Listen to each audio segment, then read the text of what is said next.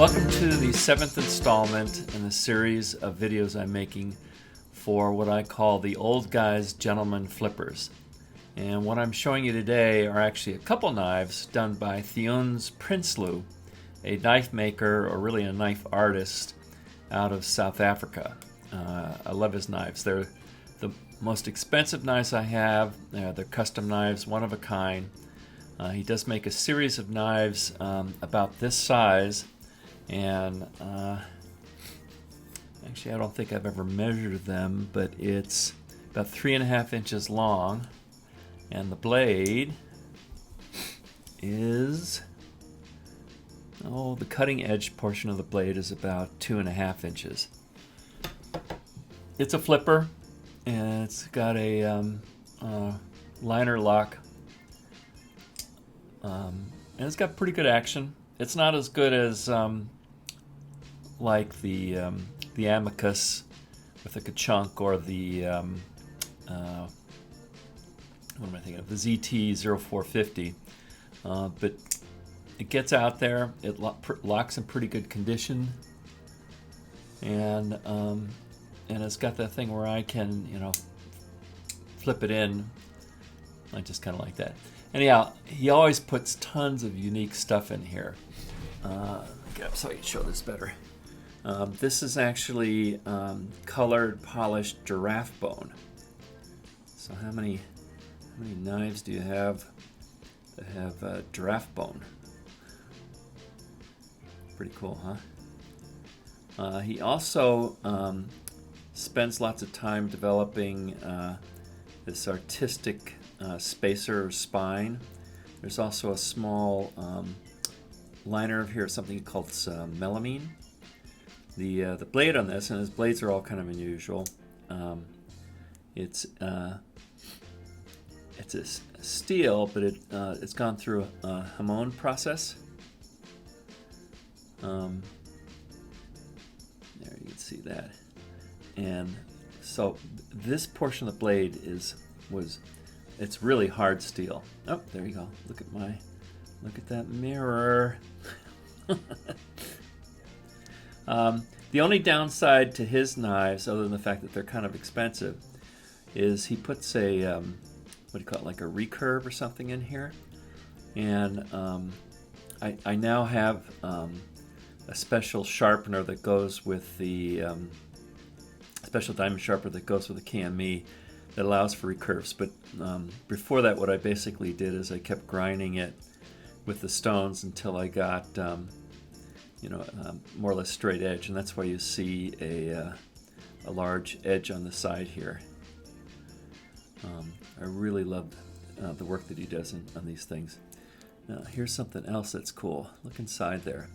On the inside portion of his spacer, he etches some Bushman art, his signature, and a little bit of a landscape in there. I have taken this thing apart and lubed it. It's pretty easy to work on. It has raceway bearings in here, or encase bearings.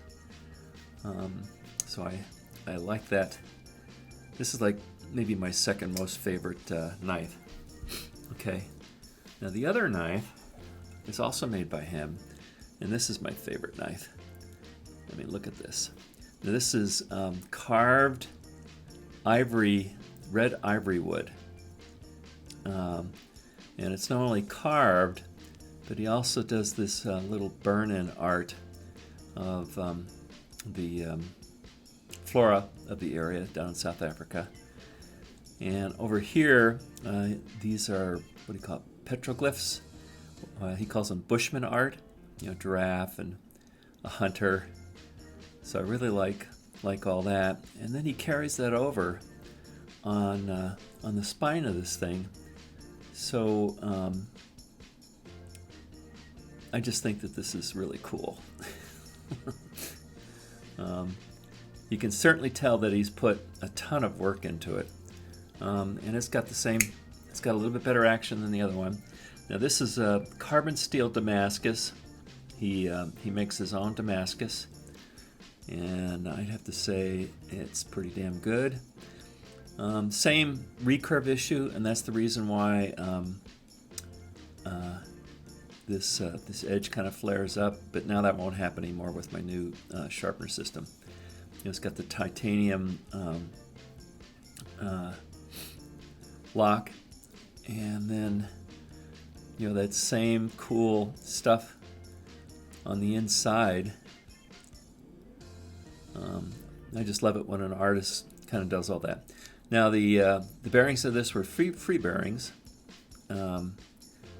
which is actually the first time I pulled apart a knife and saw that and almost lost a bearing. So I had to be a little careful with that. But they're not that many of them, and they're good size compared to some knives. I do now have some experience with them. And it also, closes with a little flick of the finger. So here are these two knives. Now for size comparison, here's that Kershaw. I guess I should open these up.